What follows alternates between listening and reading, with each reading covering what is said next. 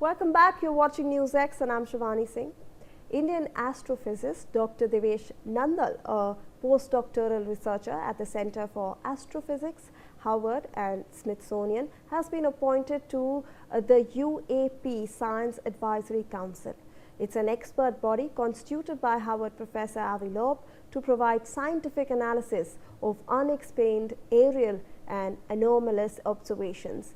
Let's in fact take a closer look at who he really is. Devesh Nandal is an Indian origin astrophysicist and Swiss National Science Foundation postdoctoral fellow at the Howard Smithsonian Center for Astrophysics.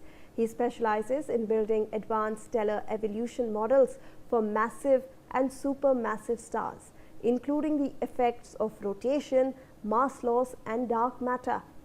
Nandal's research focuses on the early universe and population 3 in stars, helping test how the first stars actually formed and then evolved. Recently, he was appointed to the Harvard-led UAP Science Advisory Council, bringing his expertise in numerical analysis to study unexplained aerial phenomena. A Hisar, Haryana native, Nandal is known for combining astrophysics with electronic engineering in his groundbreaking theoretical work. Well, Dr. Nandal is in fact joining us right now on this broadcast. Thank you so much, sir, for taking out your time and for speaking to NewsX. It's a pleasure to have you over here. Firstly, I want to, sir, understand what can you tell us about your journey till being appointed in this panel?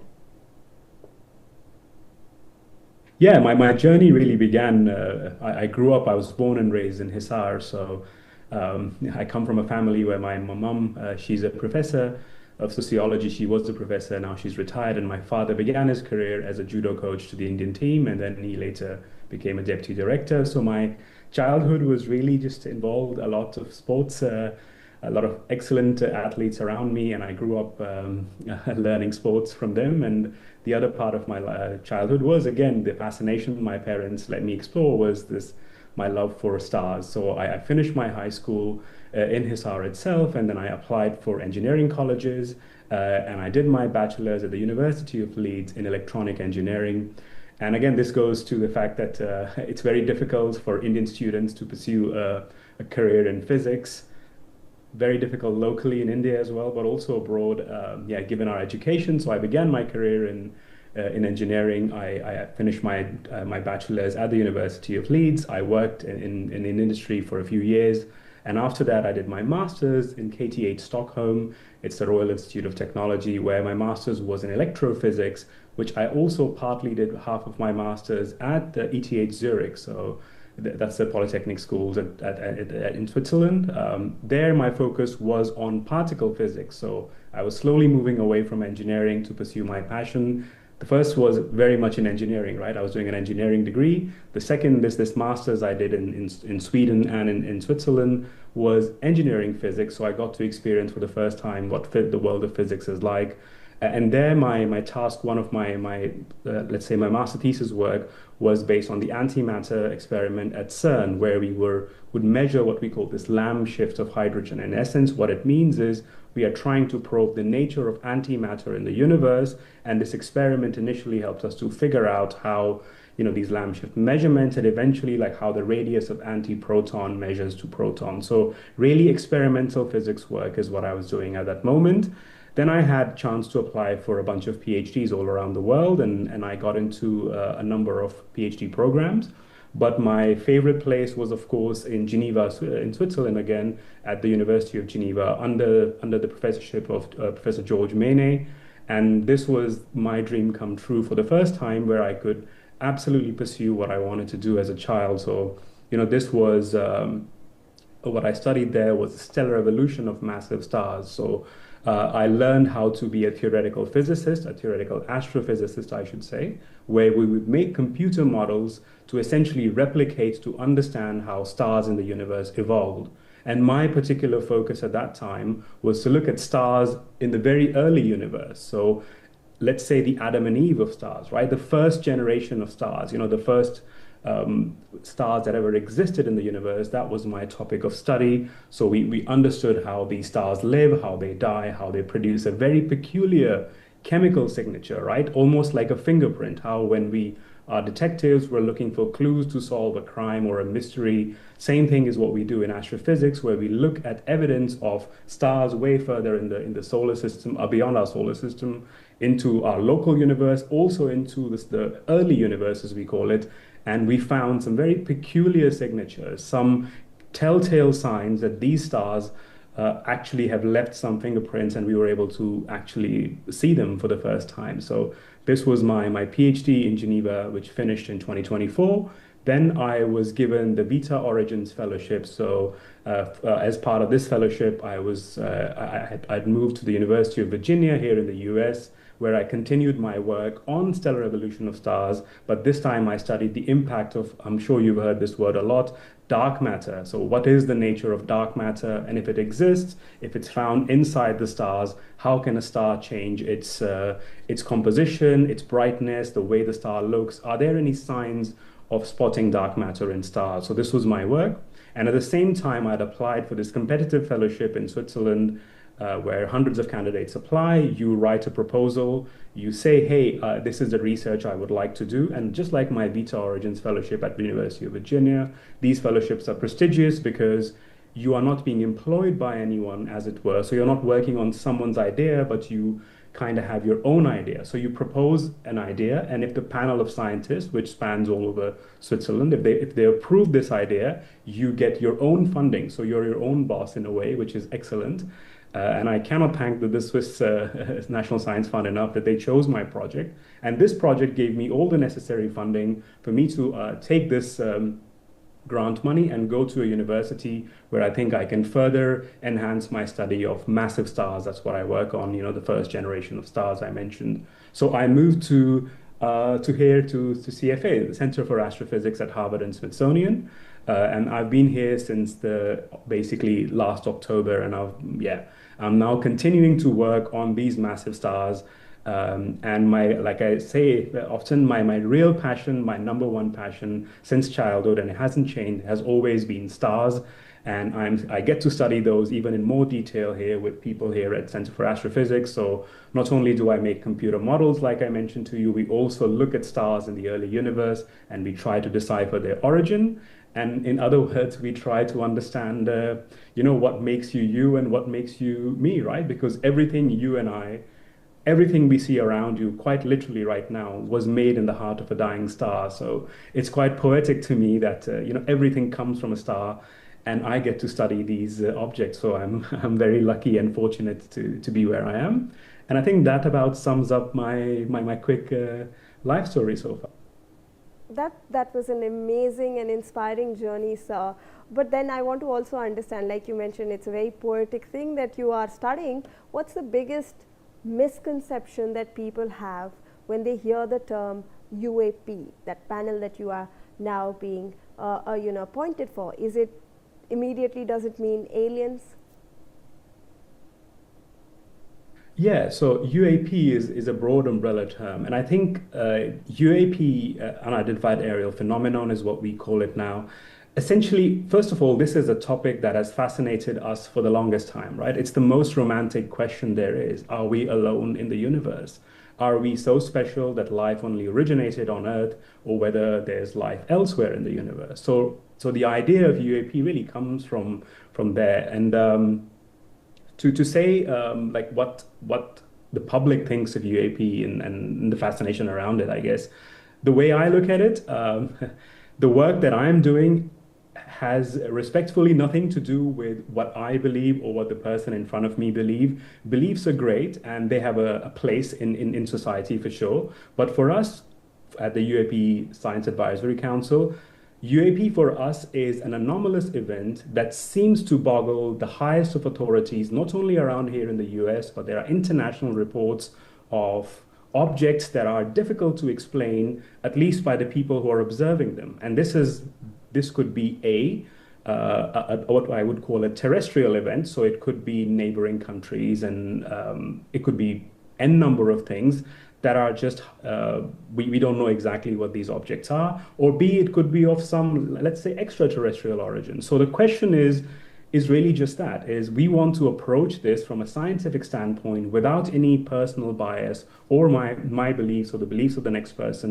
We want to look at the data that is provided to us, the unclassified data that the US government releases, and our goal would be to look at it, apply the same scientific principles I mentioned that I and many other members of my team who are obviously scientists in their own right, apply in their own respective fields. Our goal would be to apply the same scientific approach, grounded, data-driven approach, as we call it, to these UAP phenomenon to figure out essentially what they are. So we essentially we're not swayed by one idea or another. We want to look at it with completely fresh set of eyes without any bias, as much as we can afford that term, that is, because everyone has inherent bias. We try to get rid of that bias and look at these phenomenon exactly for what they are, and decipher what is the origin. And I can also add, if I may, what I'm expecting to get out of this from my side is I'm always fascinated by the fundamental laws that govern our nature.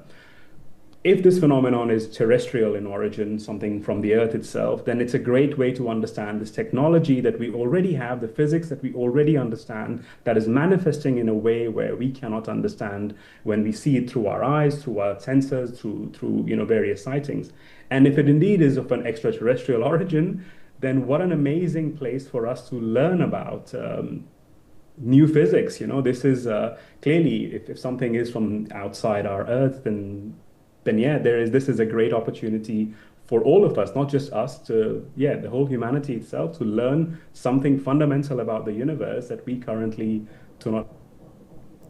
Absolutely, Doctor. In fact, when you're mentioning biases, when you're mentioning these misconceptions, how do you remain open-minded about these unexplained aerial observations then? I think the discipline of science essentially teaches you to be open-minded. And like I said, every human being to some level has some biases that they grow up with, whether it's their environment or n number of things, right? So bias is inherent in humans. So that's a great question, that how do we stay open to the idea? And our approach, it's very simple, and that is we want to look at the quantifiable data, right? So there's a qualitative data where I can say, I'm looking at the screen in front of me, which is about this big or this big, and it's this bright. But the quantifiable version of this data is, I'm looking at a screen in front of me, it's this many centimeters wide, this many centimeters tall, it is bright with this much nits of light emitted from it, right? So the second approach that I mentioned here is the one we are trying to follow to remove as much of our bias as we can from this. So we want to look at the data that is provided and apply our scientific principles, because that's the approach countless of scientists have taken before me. When they find something new, something interesting, we often go there with an open mind. And by open mind, we essentially mean we do not make conclusions before we look at the data. First, we take the data, we decipher the data, we double check, triple check ourselves, then we release the data to our peers. So another part of this work we're doing, which I'm very happy about, because this council is not secretive in any way. This is the data we're dealing with is unclassified data. Also on the fact that it's Professor Loeb who is leading this excellent science council, and he's been asked by the authorities to look into this. So the council is formed at his behest, really, and yeah. So I approach this, and the people in the members in my council also approach this with an idea that, hey, we've been doing science for this many years.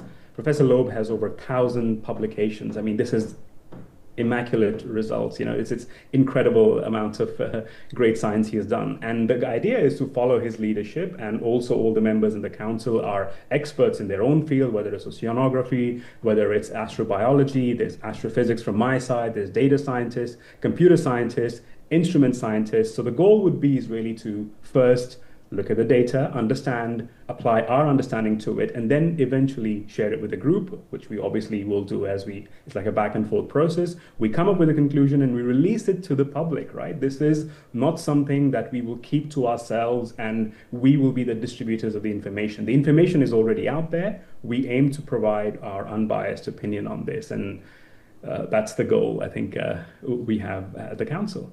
Very, very interesting over there, Doctor. But then after joining a council that investigates, UAPs, are you now more convinced that we are not alone in this universe, or simply more convinced that science still has many unanswered questions? So, the council really, we haven't reached any conclusion yet, right? We're going to analyze the data. The council has just formed very, very recently, so our work is only just beginning. We are essentially preparing ourselves for the upcoming data releases under leadership of Professor Loeb, and so this part hasn't started. But I can give you out of the council, like I said, we're human, so I can share you my opinion because I study astrophysics. And especially I study stars. And as you know, life originates around stars. The sheer number of stars already in our Milky Way galaxy, let alone the entire universe, is so unfathomably large. It's a number I can write on a screen. We both can nod and agree on that number. It's a very large number, but human mind cannot comprehend such large numbers. So in all those stars, I think it is extremely unlikely, at least from a personal, please notice this is a personal perspective of mine. It'd be very interesting if we're the only life form. Have we seen any life form outside the Earth? Absolutely not. We have no proofs of life outside our solar system, of our Earth as of yet. I should say Earth, sorry, to be clear. But that doesn't stop universe from creating lives. Before this council form, we have done some works where we've shown that planets that are very much like Earth can form as early as a few 100 million years after Big Bang. So if we think life originated on Earth, whatever millions and billions of years ago even, we can even turn this clock all the way back. So the universe, I can tell you the scientific answer, it can provide you all the necessary conditions in a lot of ways. Essentially, mainly because of the fact that there are just so many of stars out there and planets out there, likely around stars, that may host life. But that doesn't mean we have seen any life yet, and that's one of the goals. So my view really hasn't changed. I am very much openly curious, My number one goal, like I mentioned just earlier, was I would like to learn new physics from this. I take this as a great opportunity and an extremely amazing incentive by the US government to make the data transparent. And I must commend them on this.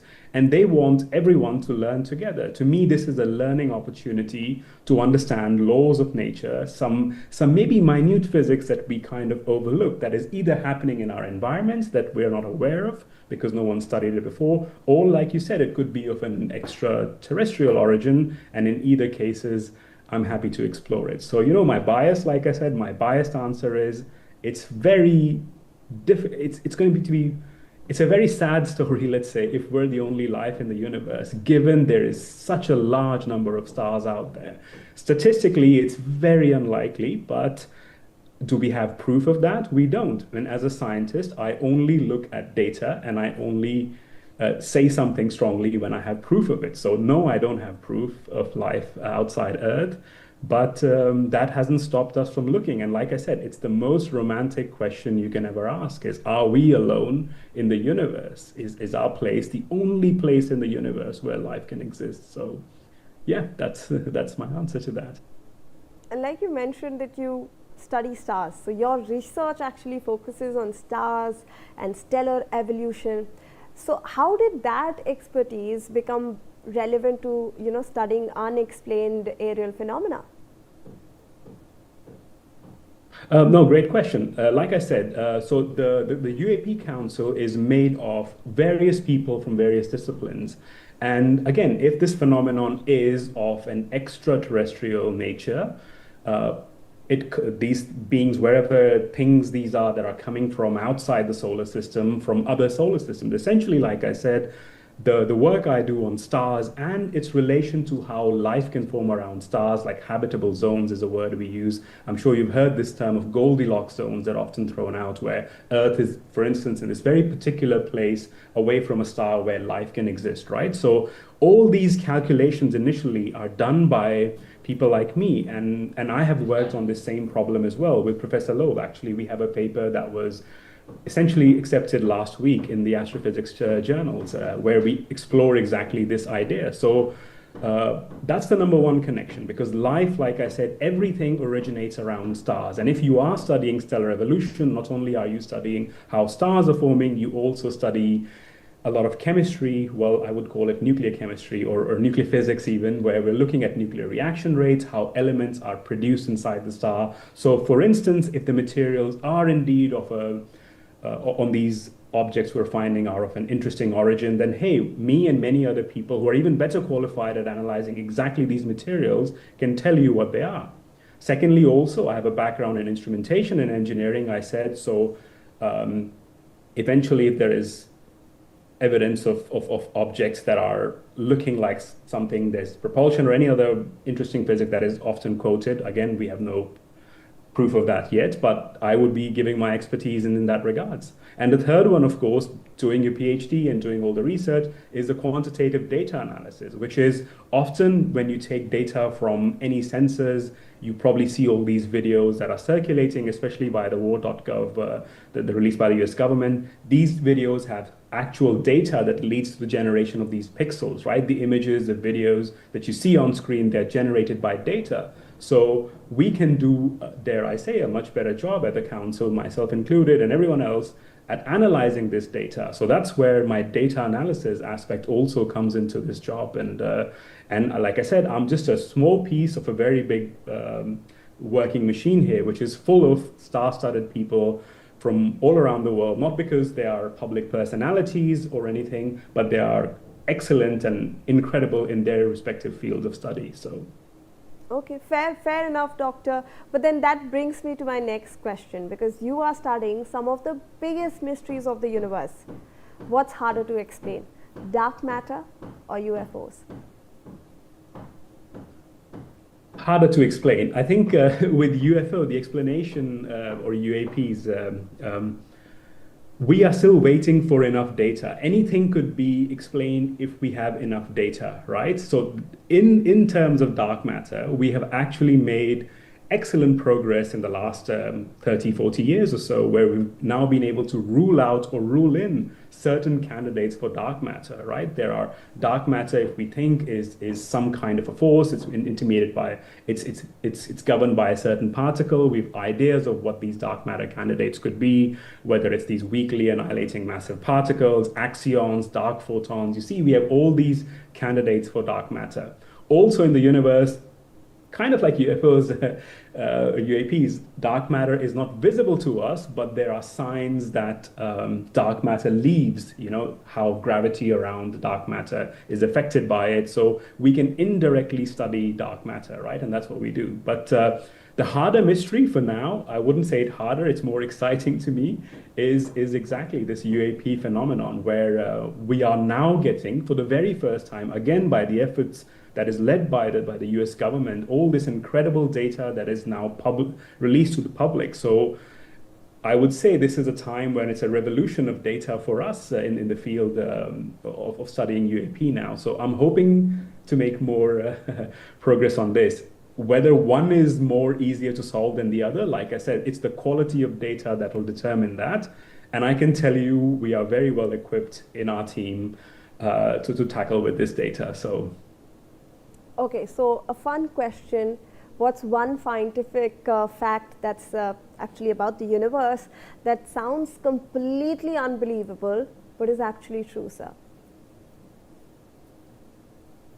Oh, how much time do you have for me to answer this question? This is, like I said, my first passion is stars and universe. So I will give you, again, a biased answer because I think stars are very fascinating. If you talk to someone else who studies galaxies or planets, they will tell you they are more fascinating. And that's what I meant about bias earlier. So I will give you a fact that relates to A bunch of things. So there are three quick problems that I will tell you that now current modern day astrophysicists and cosmologists are trying to figure out. Number one problem is we now find that the universe has been able to produce these what we call supermassive black holes. So these black holes are anywhere from 1 million to 1 billion times even larger than our sun. They are more massive than our sun. And we not only find them now, but we keep finding them earlier and earlier times in the universe, right? So when universe was born, it seems to be that fairly quickly, universe could produce these supermassive black holes. The question is what leads to the production of these supermassive black holes? Because as you would know, that black holes are produced by stars. They are produced by massive stars when they collapse, what we call they directly collapse into a black hole. However, we know that the most massive stars we have observed in our universe today is maybe a 200 solar mass star. So 200 meaning it's 200 times larger than our sun, more massive than our sun, heavier than our sun, as it were. But like I said, I told you these supermassive black holes are millions to billions times larger. So how do these black holes form when the stars are the ones who produce black holes, and essentially the most massive one we've seen in our neighborhood, in our local universe, is only 200 solar masses. So the idea is that these black holes grow over time, and even if we apply this growth model to these supermassive black holes, we cannot seem to agree on an answer of how these black holes came to be. So remember, that's problem number one, and I'll connect it all together. The second problem we have is now with the help of James Webb Space Telescope, we can look further and further into the universe. And as you know, the further away we look into the universe, the more back in time you're looking at. So we can look at a universe when it was essentially a baby. We can look at the early stages of the universe. And there we're finding these very interesting chemical abundances. And by chemical, I mean we're finding certain elements like how our atmosphere is made of nitrogen. Actually, we're finding a lot of nitrogen, very enhanced a lot of amounts of nitrogen in the early universe. The question is, what is creating that nitrogen? And once again, we have looked at stars because, like I said, stars are the only nurseries that produce elements. You know, this is the furnace that produces all the elements in the periodic table you see around you. But those normal stars I mentioned don't seem to do the job. That's the other one. And the third one I would link quickly are these little red dots. So little red dots are these point-like objects that seems to not be galaxies. They're too small to be galaxies, but they're very, very bright. And a lot of people think they're not black holes either. So what is linking all of that? So these are three fundamental mysteries that I've told you now. The supermassive black hole mystery started about 60 years ago. This chemical abundances problem started at the start of James Webb Space Telescope in 2023. That is boggling us to this very day. And the third mystery is this little red dots, which started in 2024 or 2025 even, I would say. So these are three biggest problems we're solving. And my hypothesis to this is, and again, there are many ideas to this, mine is one of them, I think that they are all linked to these first generation of stars that I mentioned. So the very first generation of stars were actually supermassive. So they were not just 10, 20, 100, 200 times bigger than our sun. They could be as large as 100,000 times or 1 million times bigger than our sun. So this one single scenario can help us explain these three problems I mentioned. But then again, we need much more data on this, and we're working on this right now. And this is my number one passion, that we published a paper again just 2 days ago on this exact topic, and we continue to explore it. So to me, where we all came from, the origin of the universe, essentially the moment when our universe was old enough to produce stars, that's the realm that I'm interested in the most. And supermassive stars fit that picture. And those are the three problems I told you. If you ask me the same question another day, I will give you three other questions too that also fascinate me. But right now, this is what's taking most of my... Okay, so sir, then I want to also understand what's more likely in your opinion. We've already detected alien technology and don't know about it, or we've simply just not looked carefully enough?